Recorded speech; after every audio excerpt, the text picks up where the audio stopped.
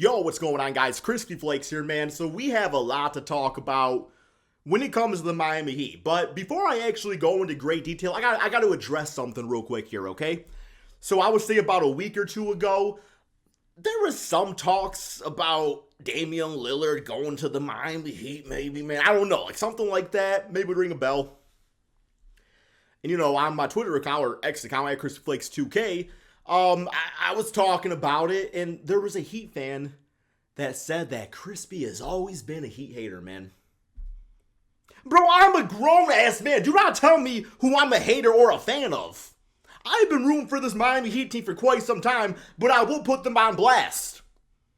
I said just a few seasons ago, man, that they reminded me of my 2004 Detroit Pistons. And you want to tell me I'm a hater now because I feel like they didn't have a great offseason?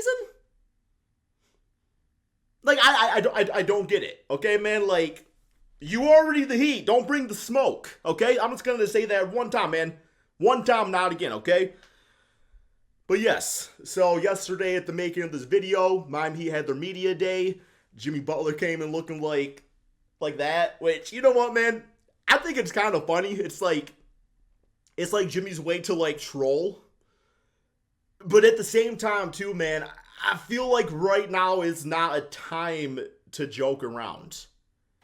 I think when you look at the shortcomings of this Miami Heat offseason, you have to be concerned. The team was an 8th seed last year.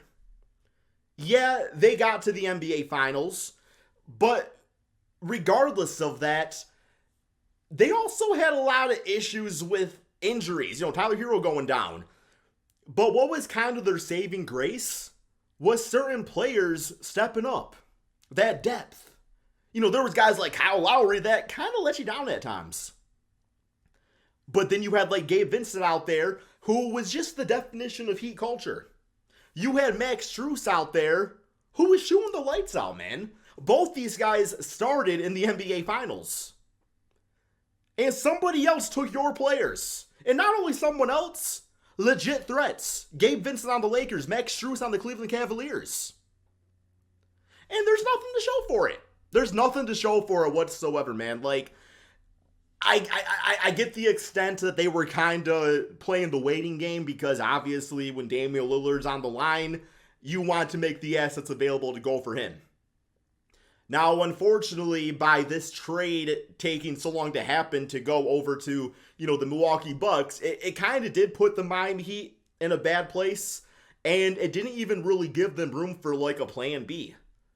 Heck, a few weeks ago, I would have liked them to sign Christian Wood. At least that's a big out there, 6'10" dude that can shoot the rock. Like, it would have been something.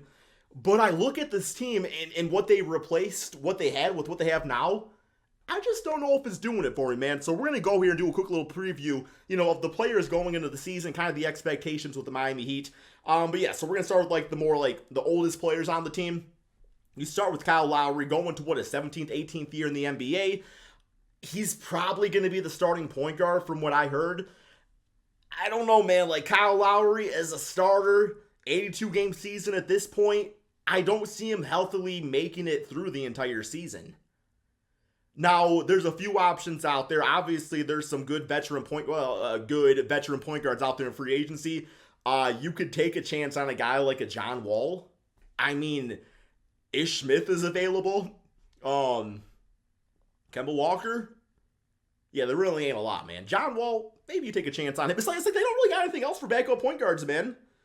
I guess you all brought in RJ Hampton. I watched him as a Piston fan, and maybe there's something else there, but is that really the risk that you want to take going into a very limited window with Jimmy Butler? Yeah, he signed for quite a while on a very big contract, but it's going to get tough for him to carry that team on his back every single season, man.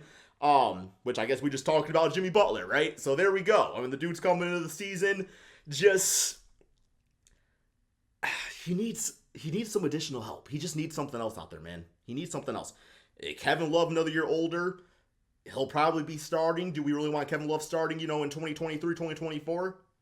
I see him as a good, serviceable backup big. A lot of great power forwards took that transition road. One that always comes to my mind is like David West. He was killer with CP3 on the Hornets back in the day. But, I remember towards the tail end of his career, like, he was playing backup. I believe it was on the Golden State Warriors. Like, some guys just make that transition, but it's like, yeah, they shouldn't be starting anymore. I think that's one of the cases. The two guys that they kind of brought in that were, like, the big names, Thomas Bryant, who, in my opinion, like, I remember a few seasons ago on the Washington Wizards before he went down with injury, he was averaging, like, 20 and 10 for a bit or something. Could not play a lick of defense. Like, the definition of probably like a catch and shoot guard in a big man's body. Now that's not to say he can't do some things around the basket. I'm not trying to disrespect him completely, but yeah, he's not gonna really play much defense. He'll probably play a similar role to maybe how you would have seen like Dwayne Dedmon playing for the Heat a few years ago. So something like that. You also got Josh Richardson, who, in my opinion, man, like his best playing days were on the Miami Heat, but that was quite a few seasons ago. So I'm at the point where, was that just like a one-hit wonder? Is he who he is now, or can he kind of like break back into that system and be something special? Because both those guys, man, are going to have to step up in multiple ways. Then obviously you got Bam Adebayo. So yeah, Bam Adebayo, he's going to be great this season. I expect him to make the All-Star team. Be a runner-up for the Defensive Player of the Year, maybe even win one, hopefully. So yeah, I'm cool with Bam. Like, he's great. I think he should stay on this team. You got Duncan Robinson. You don't like Duncan Robinson. He kind of got that contract, got that podcast going, and then it was just like, well, when you need me, I'll maybe make some threes every once in a while. And that's kind of how it is. Some players are like that, and it's not always great because it's like, when a guy goes in the contract year, plays lights out, earns that contract, and then they just give up. It's like, I guess it was more about the money, wasn't it? You got Tyler Hero. So Tyler Hero, that's another thing I don't really like about this offseason is that they've been trying to trade this man for a while now, man.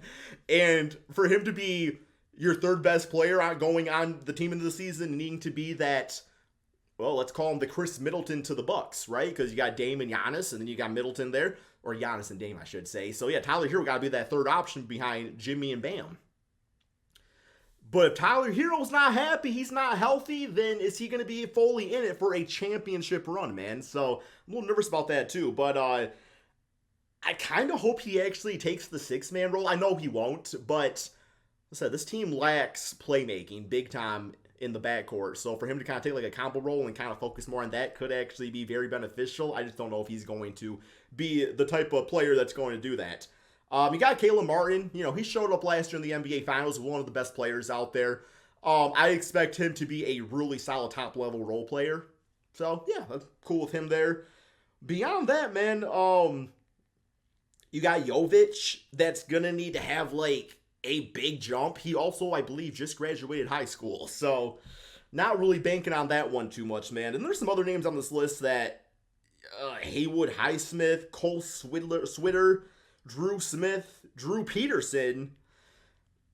Just got really excited about the name Drew, apparently, man. And when it comes down to those players, like, there could be some diamonds in the rough there. It seems like the Miami Heat are a good organization at finding those type of players, so there could be something there. But I don't know, man. I think before the season begins, or at least before the trade deadline, this team has to do some sort of move.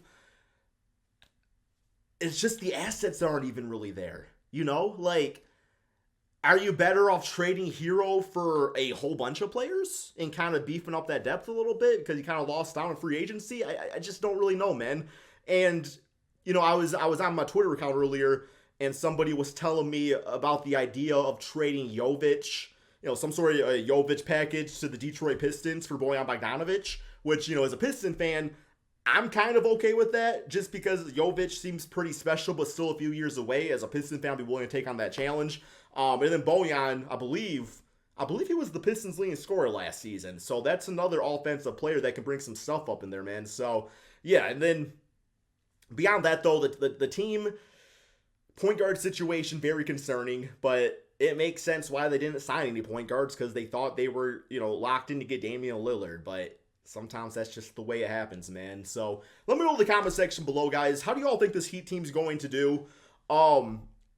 I look at the teams, especially in the Eastern Conference, that improved. It's hard to say that, this is the thing, man. It's like the Heat I thought were better last year, and they were the 8th seed. So if you got worse and other teams got better, something's got to give, man. That's all I got for this video. Thank you all so much for watching. Be sure to drop that like, subscribe if you're new to the channel, and peace out, my friends.